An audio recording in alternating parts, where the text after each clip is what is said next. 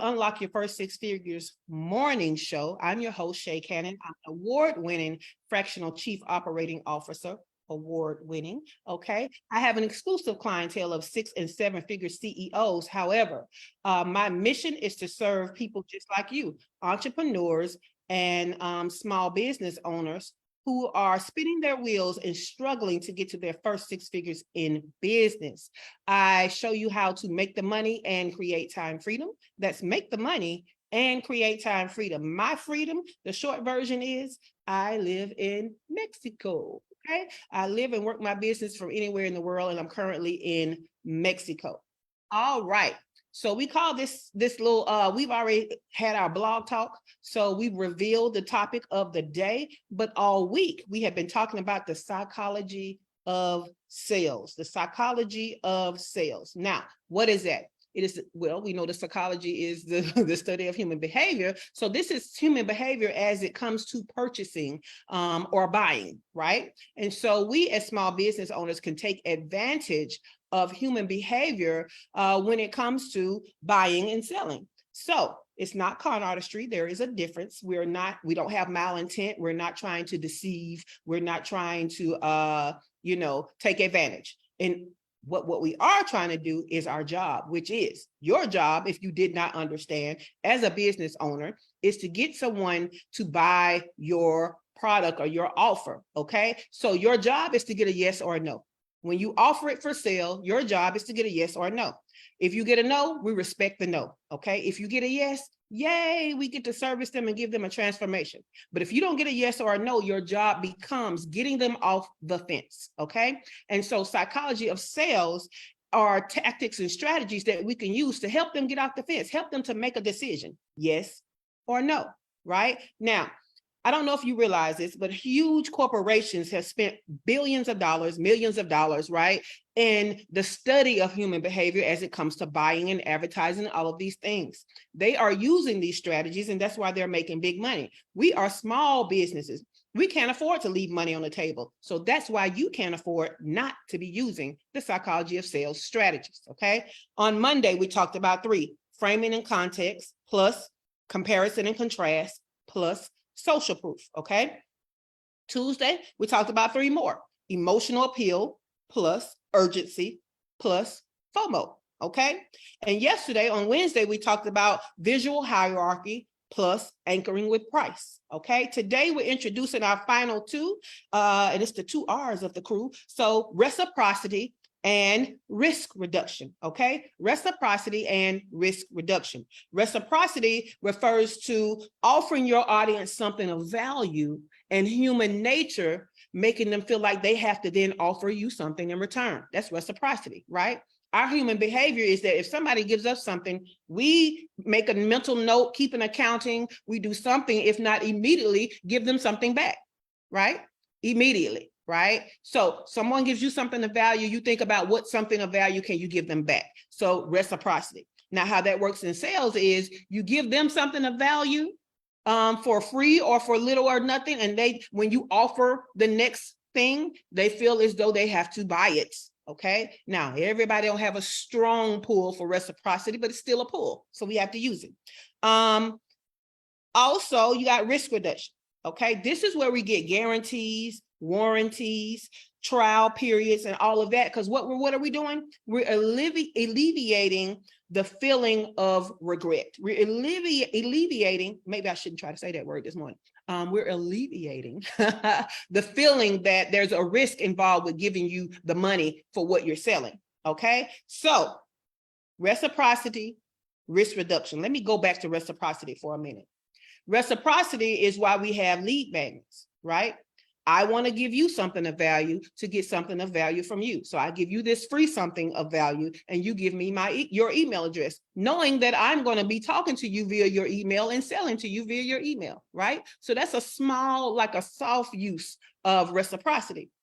But also when we have our sales, guess what else is a form of reciprocity? Adding bonuses. Did y'all think about that? Right? So if you give me this amount, okay, I'm going to give you this amount in value, right? That's still reciprocity. You gave me something, I'm giving you something back, okay? So reciprocity can go both ways.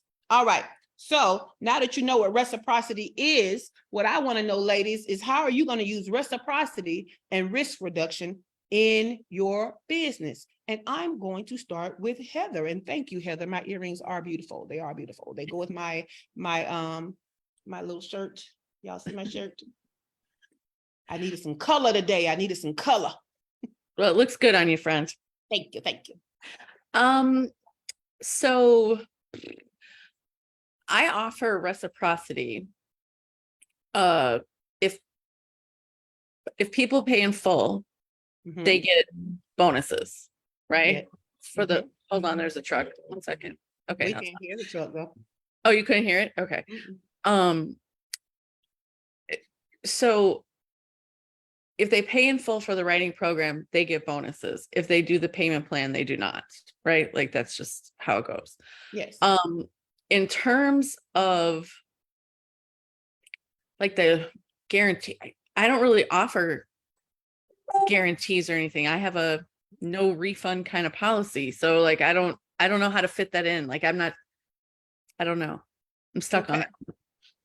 Well, I will tell you that the FTC, Federal Trade Commission, especially with high ticket stuff, requires us by law to give a refund within 3 days, no questions asked, for a refund, right? This is why I have a trust account, because y'all know I spend my money like a stripper. I get the money, I spend the money. I get the money, I spend the money. So I have a trust account that all money comes into, so that if refunds have to come out, the money is still there. It's not, you know what I'm saying? It's not connected to, you know, the operations account is separate. My account is separate. All of that is separate, right? So,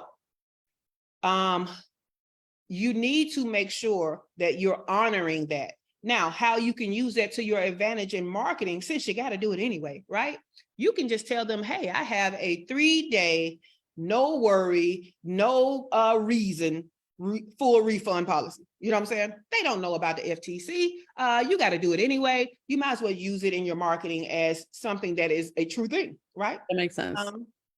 So you can use that. I have one for my course to where it's a money back guarantee. Now that's different than a full refund. I'm not giving you a full refund after that 3 days, right? But it's a money back guarantee. And what it says is, if after 12 weeks and you have watched every module, you have shown up to every meeting, you have asked questions, you have taken advantage of everything to get an understanding that you have not transformed anything in your business, you qualify to get some money back. Now, how much money back?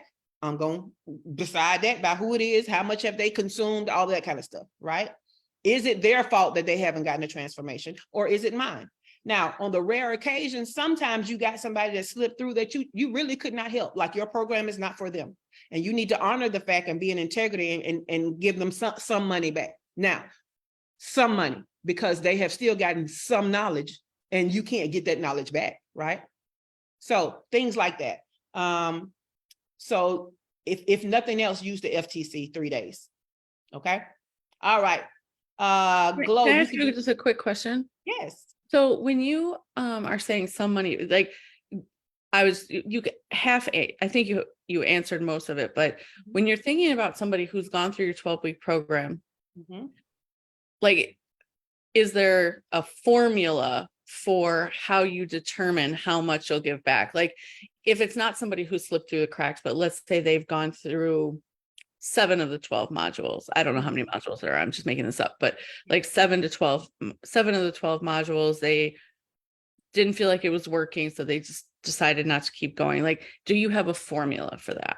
So I don't really have a formula, but what I can tell you is if you went through 7 of the 12, you don't qualify for the guarantee, because I clearly said all the modules, attend all the meetings, ask questions every opportunity, use your group. You know what I'm saying? Like, I'm going to spell it out, because what I know is my program works if you work it, right? So there's no way you're not going to get a transformation in your business if you watched all the modules, you've taken all the actions. You see what I'm saying? I'm making it to where you got to work my program before you ask me for any money, because you're not getting money back because you didn't have time. That ain't got nothing to do with me. You see what I'm saying? You're not getting money back if you only watched, but you never took the steps. Nope. You're not getting money back if you watched, took the steps, but never asked any questions. Yes, you definitely have to be clear in the contract, Kimberly.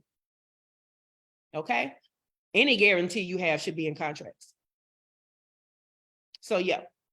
And then what I want you to understand about these guarantees is the way the psychology of sales works is more people will buy because of your guarantee than those that ask for a refund or money back. So that's what makes the guarantee worth it. That's why it's within the psychology of sales, right? Because the people that are showing up all the time, they're watching this, they're invested. They're not thinking about a refund. They're thinking about getting the transformation, and they're doing the work. So yeah, hope that helped. All right, Glow. How are you going to use risk reduction and reciprocity? And if you can't come off the mic, you can put it in the comments, but I'm going to give you a chance to come off the mic before I go to the next person. I'm not sure. Okay. I'm over here and I'm thinking about it. I think I need to think more on it as to how I would do that. Yes. When it comes to doing the shirts and also doing locks or whatever. Now, before you do go, I do make sure that you are satisfied with your hair. Now, a couple of days done passed by, or like something done came loose, I'm more than happy to actually fix it for you. But I don't never say that I'm going to give you your money back. So But that's the guarantee, though. You see what I'm saying? Okay. It's still a guarantee. Okay. You're still reducing risk. Okay. Yeah. So guarantees ain't always your money back. The guarantee is that I will fix your hair if something is wrong within a week. Now, exactly. Within, I was just going to say, don't forget to put those restrictions on it. Like, you don't get to have your that hair 3 months and come back time I fix it. No, ma'am, that's a whole nother style. Anybody studying you? Right. Yes. So within the first week, I like that. I mean, I might even say the first 3 days, but yeah, within the first week, love it. All right, let's go to Miss Demetra. Demetra, how are you going to use reciprocity and risk reduction as sales psychology within your business? Shay, I'm not sure. Okay. So a guarantee when you're working with children with processing deficits, that's very difficult to say that I can guarantee anything.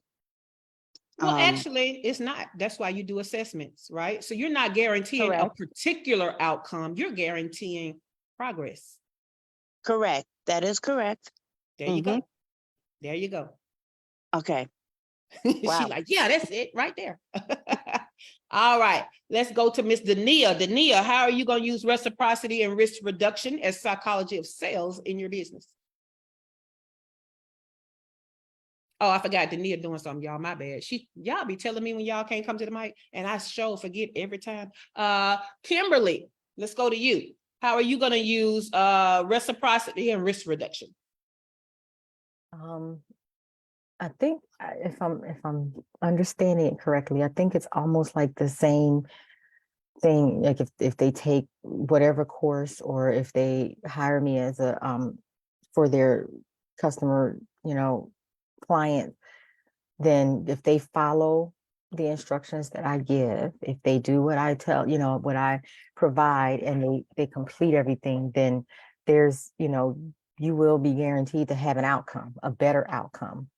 I can't guarantee 100% that your customers are still going to stay with you, but I can guarantee you that you'll retain more customers, clients, and employees if you go through my program. And I like the idea of putting a certain amount of weeks. My program right now, as I'm designing it, is like a 3 to 5 day course. So I would have to, figure out how that would work, but it's basically the same. You have to follow in the, the course set forth the steps that are in it for you to be able to gain any type of value from it before I would offer to give any type of refund or rebate or anything like that. I love it. I love it. I love it. All right. Let's go to Miss Auntie Shaky. Auntie Shaky, how are you going to use reciprocity and risk reduction? Let's see. In my current format, Yeah, I've been thinking the whole time like risk reduction and reciprocity. Oh, I don't currently use it now. Well, let me ask you this though, Auntie Shaky. So you're in the insurance industry. What compliance by law do y'all have to give as risk reduction? I mean, by law, I mean I have to always operate in the favor of my client, Okay. and not in the favor of myself. So Um, that's a guarantee, right? By that law, is, I have a fiduciary duty, right? yeah, I Okay. do. So you need to put that fiduciary duty into marketing language because that is a guarantee. Oh, that's good. Mm-hmm. That's good. Yep. Okay. So it's no different than what I told the ladies about the FTC that, About the by FCC. law, we have to give a full refund within 3 days because by law, it's almost like a lemon law for services, right? Because what they know is there are high pressure sales. There's emotional pull during sales, right? And so the FTC, the Federal Trade Commission, is protecting people by saying, within the first 3 days, you need to get them their money back if they ask for it. Because if they go home and they now regret that purchase, they have a right through the laws of this country to get their money back. Right. So what I know about the insurance industry is y'all have compliance laws, like y'all are regulated. Highly. Yes. Just like the financial institutions are supposed to be regulated, even though, they don't, and then they be getting bailouts. But hey, I'm not gonna get into it right now, but I'm just saying. So you can turn those into marketing words. That's good. Yep. Yep. Okay. So reciprocity, we already talked about. You give them something, they feel the need or the pull psychologically to give you something back. Risk reduction is whatever you can give them to where they don't deem giving you money, especially when you have a high ticket offer. They don't deem investing that high ticket amount into you as a risk. So those are guarantees, warranties, trial periods, refunds, that type of thing. Let's talk about some limits, okay? Because even though the research shows that having these risk reduction strategies get us more money in and more sales in than it does refunds, what we know is at some point you will have to give a refund. At some point you may have to give a money back type of thing, right? So like I told you, I have limits on mine. So let's talk about some limits that y'all can add to y'all's, okay? So time limits, that's what Glow talked about, right? If something happens where the style I gave you comes loose or something within 3 to 5 days, I will fix it for you. Okay. But you got that window of short period of time. So think about what limits you can put around your risk reduction. Proof of effort. That was mine, right? Proof of effort. Like, did you do the things? Right? Because you can't just say this gym membership and you want your money back and you ain't never came in here and did nothing. Like, no. Mm-mm. That's you wasted your own money. We didn't defraud you though. Okay. What about minimum participation? Okay. So if you don't want to so proof of effort is just they prove that they put some effort in. Like for me, I can see in the back end of my course, have you watched the modules all the way through? You know what I'm saying? I can through the coaching, I can tell, have you executed all these things? But sometimes you need proof of the effort. But do you want to have a minimum participation? I want maximum participation. So I would change minimum to maximum. Did you do the maximum participation to get the maximum results, right? Okay, results documentation. That's evidence of lack of desired results, okay? This might be like before and after pictures. This might be measurement, specific data points related to the product's claim. This is product stuff, not necessarily service, okay? Support utilization. Okay, you can require that customers have sought assistance and guidance from your customer support before requesting a refund.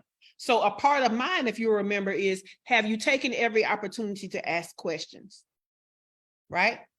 So that means you could have shown up to the meetings, you could have gone through all the modules, but if you never asked a question, you never gave me a chance to help you to solve your problems. So you're having that problem because you didn't speak up and ask questions, whether it be in the meeting or whatever communication platform I gave you. Okay, so support utilization. Did you utilize all the support that's there for you? All right. Non-transferable. Okay. That's where you can say, I understand you don't have time, but your business bestie can't come in on what you've already paid to enter my program. Right. So non-transferable. You got product returns, you got restocking fees. So all of these are basically helping to protect you from the guarantees, some limitations you want to have in it. For example, my money back guarantee, when I start to calculate how much money you would get back if indeed you did all the things and it didn't help you. Like there are some brick and mortar businesses that I don't mesh well with, right? I do better with online businesses, virtual businesses, right? So if you hit that, but I still have to calculate, think about restocking fee there or administrative fee. There were still things that happened that used up the money that you gave. Like, did I hire a coach? Do I have a VA? Do I have whatever? There are still things that were at play that used up some of the money you gave. So you don't get the full thing back, right? So think about, even if you are going to give some money back, what do you need to take into account that does not qualify as a portion that they get back? All right. Refund processing time. Okay. You might want to say they get a refund in 30 days, right? If somebody unexpectedly asks for a refund or somebody unexpectedly asks for money back and they actually qualify, you might want to put a restriction on there that they get the refund in 30 days. That way it doesn't jar your whole month, you know what I'm saying, potentially. All right. Let's see. And then limited situations. And that's just those, it depends, right? Situations. Because sometimes there are people, and I'm going to tell you this, sometimes there are people with the energy that's like that bad apple energy. And if you let them stay in your program with other people, they're gonna spread that little disease of funky energy throughout those people. I'm gonna give your money back. Just get on. Please move. Go away. I'm gonna give you something to get on up out of him. Okay. So there are the it depends situations to take into account. All right. So, all week I've been giving you examples. I've been using these obscure businesses so that you can see that these strategies work for you too. So I, of course, have examples for reciprocity and risk reduction. So the business is an online fitness program. Okay. Online, not even a gym. Okay. So that is the product of the business. Now, reciprocity could look like embark on a journey. This is the written psychology of sales. Embark on a journey of transformation with our online fitness program. As a gesture of our commitment to your success, we're offering you an exclusive free trial access to our introductory module. Okay. Experience our expert design workouts and personalized nutrition guidance firsthand on us. Do you see the reciprocity? Okay. Okay. Risk reduction. Okay. For the same business. We understand that committing to a fitness program is a significant decision. That's why we offer a 60-day money-back guarantee. If within the first 2 months you don't see results you desire, we'll refund your investment without hassle should you have followed the plan. Y'all get that? So these are examples. These are examples. Let me see. Here go another example. We believe in the power of giving first. My offering you a free trial, we want you to experience the value of our program to your fitness journey. Our commitment is to guide and support you every step of the way. So these are the ways that you can use this psychology of sales. Okay. Now, what I want y'all to do, look, this is your mission should you choose to accept it. I want you to write a sales page for your main thing offer using all 10 strategies from the blog. Okay. All 10 strategies. Create a sales page. Okay. So what does that mean? That means, let me pull up this blog so I can make sure I can see everything. But that means the title needs to be compelling. You need to use some psychology in the title. That means that above the scroll, that first part that has the summary of what it is and your call to action button, you should be using psychology of sales. Every section should use psychology of sales, because when you go from beyond the scroll, You should go into your storytelling, right? That's that emotional pull. So I need y'all to practice, okay? I need you to take your offer and intentionally use all 10 strategies within one marketing message that will be a sales page, okay? Because what will happen is when you get in the habit of doing this, using all 10, right? What you're going to do is you're going to see that your conversion rates will increase. You're going to get more people off the fence, okay? More people off the fence. Dr. Tachi, you've had an opportunity now to hear everything we've talked about. Did you want to add anything or did you have any questions? Yes, I did. So you were asking before about, I did read the blog post. So you were asking before about using reciprocity and then guarantees. So interestingly enough, like in the world of content, for example, especially content creation or whatever, that works by reciprocity. People usually watch you. If you're not famous, people watch you because you watch them. So you spend some of your time watching them and supporting their work, and they do the same for you. So because I have spent time already building those reciprocal relationships, because social media is reciprocal, there's already a slew of people that are going to watch indie soup media when it launches, because I've spent time building those relationships. So just to, I guess, to add some more to that, that if you already spend the time fostering relationships, especially like in the world of media or something, then that reciprocity is built in, because they're going to come and partake of what you have. So the reciprocity is watching, but also being supportive in other ways as well. So I found that, that's probably a little bit different than just pure, I'm giving you this. And then, no, it's not. So we kind of touched on that a little bit, Dr. Tachi, when I said some of your lead magnets in your content, like the content that I give you guys, definitely reciprocity. I'm giving you value. So anytime you're giving value, it can bring about reciprocity, right? So you are correct. You are correct. Okay, good. And then with the, I'm sorry, the second part again was the, okay, it was the reciprocity, and what was the second part again? Risk reduction. Risk reduction. So that made me think of with Poshmark. And because Poshmark and all of these places, in a sense, they're like an Amazon marketplace or a Temu or whatever. You've got one marketplace and a bunch of different sellers, right? So because of that, they have to have something blanket in place in terms of guarantees. So you're supposed to send out your items within 3 days, right? You have but really they want you to send it out within 3 days. So my own type of guarantee, it's a silent one, because if I can, then I can't. But most of the time, you're getting your things either I'm sending it out same day or next day. So people who shop from me already know that if they come to a show and they buy something, if the post office is open, it's going out the same day. If not, it's going out the next day. So generally, people kind of have that understanding. But from Poshmark itself, the guarantee is within 3 days, you have to do it. You have to send it out. Also, they are guaranteed from Poshmark that they can, it's generally a no return type thing. But if something is not written,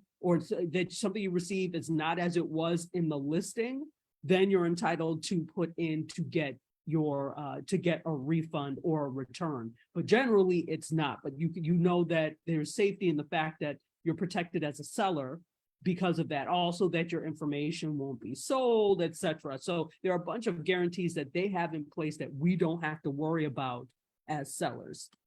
I love that. And Dr. Tachi, what I was telling Auntie Shaky and the ladies is, even though you may have compliance rules that you have to abide by that are risk reduction, still highlight them in your marketing, right? Most of your customers don't know about the compliance that you have to follow. So all you have to do is turn around and say, hey, you'll always get, what you buy for, will always ship within 48 hours, right? They don't know that Poshmark requires y'all to do that. So because you have it on there as a part of they might think you're the only one doing it. Right. So I told them the same thing about the FTC. I told Auntie Shaker the same thing about the insurance industry compliance laws. Still put them in your marketing message, because some people are not educated on the compliance that you have to follow. So put it in there anyway. And that helps you to reduce risk. And now you haven't had to come up with anything else except for giving good words for what you already have to do. So thank you, Dr. Tachi. Shawana, you already over here giving value in the comments, but before I talk about that, Miss Tracy Powell is in the comments over here on Facebook. She said, that's true. I look for guarantees when I purchase unfamiliar products. Yeah, unfamiliar products, unfamiliar services from unfamiliar people, right? So that's what you're trying to do. You're trying to reduce risk from people who don't know you. You're trying to reduce risk when you're over here on cold audiences trying to get new people to like, know, and trust you. Okay, so that's cool. So what Shawana said that's buzzing over here in our studio comments is that she says there are no refunds as these are digital services with digital materials. However, your satisfaction is our highest priority, meaning we will do limited revisions. She didn't say unlimited, y'all. She said limited revisions, right? So yeah. Talk about that more, Shawana. What is your thoughts around both reciprocity and risk reduction as sales psychology? Definitely when you deal with givers, then you want to give. And you guys, really, you try to, I know some of the people that I deal with, we kind of try to outdo each other. Well, I'm like, no, this is all about you. Stop trying to give to me. So I experienced that and I'm grateful for that. And then with the work that I do, look, I'm Shawana Kennedy with Kennedy Media. I help you be seen, be heard, and increase visibility in your business. And I say it affects your entire life. So that's what we're talking about. If you showing up, and because I do behind the scenes, do some graphics, some content creation, as well as a little bit of ad copy. And so I know how some people work. They'll milk that cow and be like, well, no, That's why I make sure that they understand that. And usually on my invoice, it is pretty big and it's bold. So I can make sure if you don't miss nothing else, you don't miss that. But if you do need a revision because of a color, we work together and I try to get you the best because you already know it going in. You ain't getting no money back. We're going to work this out, but Yes. So you need to, so kind of like Glow, you need to have in there, like, what is the limitation, the time limitation to ask for the revision? You see what I'm saying? Yeah, Because no, I do. You don't get a revision a month later. No, I'm saying what I do too is if I'm, for example, doing a one page, I let them know when we do the big reveal, we go through it section by section. You let me know. I allow you to have that 24 hours to even look at it without me. We come back together. Once you give me that thumbs up and it is in writing that you have approved it, we are done.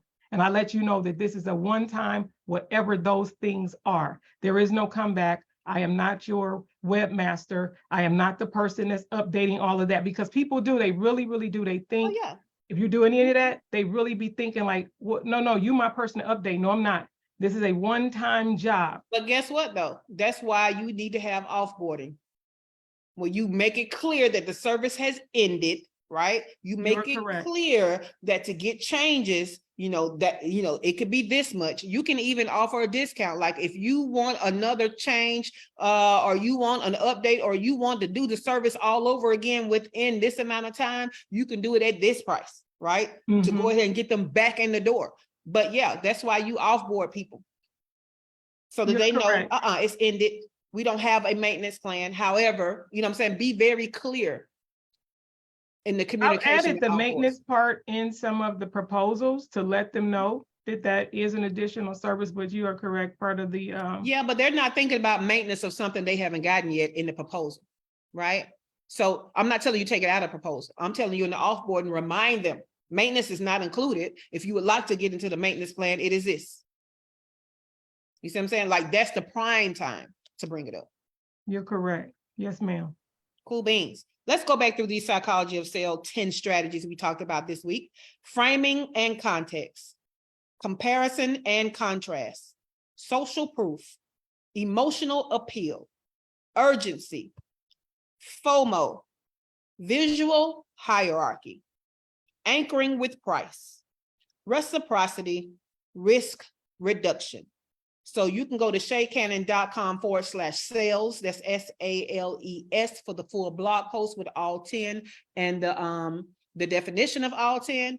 However, what I would like to know, ladies, is do you have any questions about the psychology of sales, how to apply it to your business, or any business question whatsoever? Come off the mic if you got a question. How long does this proposal have to be? Because I'm over here thinking, like, do I need to write a paragraph? Do I need to write a page? Like, so a proposal just has to be okay. So certain industries have certain ways proposals are looking, right? And so if your proposal looks outside of what the industry proposals usually look, people might look at you crazy. But a proposal is really just, think about it as like a brochure that tells people about the offer, right? It tells people about the features, the benefits, and it tells them how to get started. That's all a proposal really is. Now, us entrepreneurs, because we're not in corporate America, we have turned proposals into a sales page. So your homework is your proposal. You can use that for your proposal, right? So there you go. So I'm over here thinking as to, you said that we should write a proposal to our main thing, right? And I mentioned, well, I just said a sales page. I didn't say proposal. I mean a because sales most page. of us don't even use the verbiage proposal, and we don't really do it in a proposal fashion. We use sales page fashion. We use marketing messaging. Okay. So sales page and proposal are two different things. I'm sorry. Mm-hmm. Yeah. But you may have to do both at some point though, Glo, because guess what? The sales page is from us buying client to client, business to client, like one shirt, two shirts. But what if, you go business to business? You might want to supply a bulk number of shirts, right? Right. For somebody's retreat or whatever. That might be a proposal. So you're not out of line about asking for a proposal. I'm just letting you know it doesn't always have to be a proposal. It depends on how are you selling this thing. Okay. Yeah. All right. Thank you. Of course. Does anybody else have a question about psychology of sales or anything in business at all? I do. Yes. What you got, Dr. Tachi? Really quickly, I'm sorry because I got a call, but the concept of, you were right at the concept of sales page, and somebody calls like, damn it. What can you explain really briefly the sales page thing again, if you don't mind? Okay, I don't mind at all. So what I said was use all 10 strategies and create a sales page using all 10 strategies.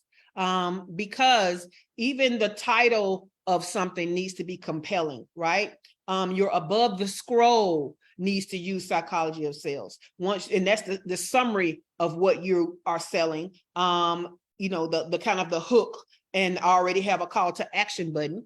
Below the scroll, you should be going into your storytelling, in your social proof and all the things. So I gave you guys homework of creating a sales page for your main thing using all 10 strategies. Because you'll find that if you get in the habit of using all 10 strategies wherever possible, especially if there's long form of you selling something, you should be able to use all 10 so that you increase your conversion rates. So that's all that was, Dr. Tachi.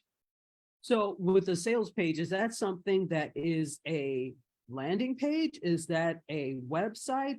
What is it exactly? So the sales page could be a standalone page. So the difference between a landing page and a sales page is a landing page could just be asking you to register for something. A landing page just could be informational. It's not trying to sell you anything. So therefore, the words on it, the copy on it does not have to use the psychology of sales, right? You might be it's just a page where somebody can get something they already want. They're not buying it. It's just information. What if you did a landing page for your family reunion? You're just updating the family on what's happening, right? That's a great example of a landing page. A sales page, anytime you're trying to heavily persuade or get them to buy, you need to use the psychology of sales. That's a sales page. Now, You can have a page on your website that sells or uses the psychology of sale, but the difference between an actual sales page and sales copy on your website is a sales page should not have a menu that can take them to the rest of your website, right? It shouldn't have but one call to action, actually. I wouldn't even put social media icons on my sales page. You came here for one, it's like Marshawn Lynch. You know why I'm here. I want you to do one thing, right? I want you to do one thing when you come here. I don't want to give you any distractions, because another thing about the psychology and human behavior is you give them stuff to click, they're going to click it. So give them one thing to click on that sales page. Now, that doesn't mean you don't have some psychology of sales going on your website, because you will. If you have about your services on there, use the psychology of sales, right? But when you have a sales page, it's usually about one event where there's one call to action. So don't give them stuff to click around and go over there and then forget that they were supposed to buy something from you. Does that make sense? Yes, very much so. Thank you. No problem. Kimberly, did that answer your question too? I'm coming to you, Shawana. Okay, cool. Shawana. Well, I have to ask, do you happen to have a prompt for some of this? I do not. Okay, I had to ask. Too funny. I do not, but you can, because Chat GPT, because when she says prompt, she's talking about an AI prompt, right? Because Chat GPT has a knowing of this stuff, right? You can train it on what your offer is, and then ask it, what is the messaging I should use to add in, insert psychology of sales strategy. You see what I'm saying? So that would be my prompt. My main thing is the content, 90-day content plan, right? So I might put in there everything that they get, why they're going to get it, whatever, and then ask it to write me a sales page using and list all 10. How about that one? So that, Demetra, you're next.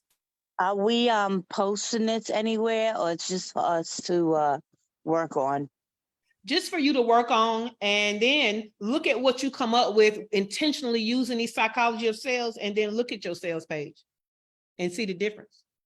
If you don't have a sales page, now you have the copy for the sales page. Okay. So it's really just it's like working those muscles, because anything that I introduce to you that's new, you're not really used to doing it. And even though I explain it in a way that you get it, you still need to work the muscle of executing it. And this psychology of sales is way too important for me not to give you a homework assignment, because I need you to be intentional about infusing it.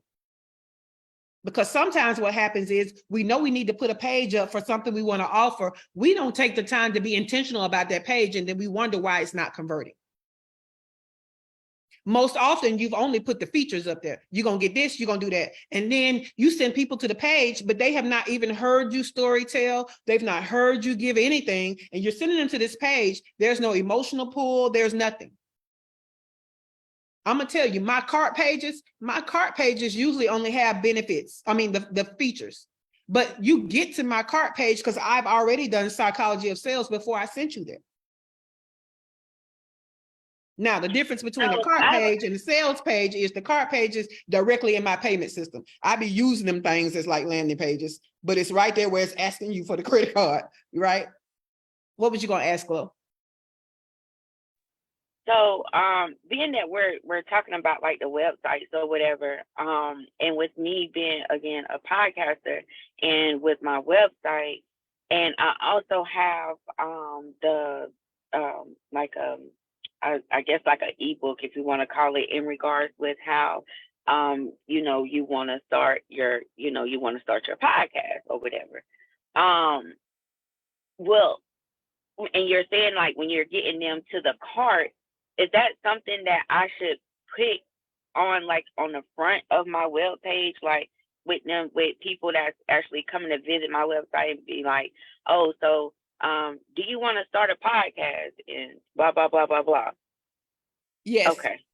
Yeah, but I wouldn't necessarily, so on the podcast webpage, I wouldn't necessarily have all of this sales copy on there. I would just have that blurb. You know what I'm saying? If you want to start your own podcast, learn more. And then when they click that learn more, that is the sales page that you're going to use all of this for that course. Does that Okay. make sense? Okay. Yep. It makes a lot of sense. Thank you. Yes, yes. But you definitely would have it on the podcast page, because some people listening to your podcast will be like, I think I want to do a podcast. Well, guess what? Glow can show you how, right? So that can definitely be somewhere, like it could be a top banner, like a little small banner at the top. If you're interested in starting your own podcast, learn more here. It could be at the bottom. It could be in the footer. You know what I'm saying? Think about how magazines do. If you're a patron of a magazine, you're not paying attention.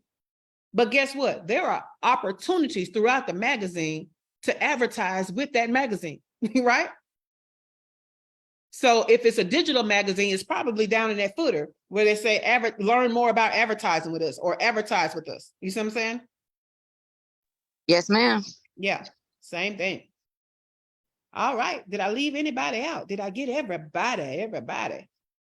This was a great week, y'all. I don't know, man, let me tell y'all.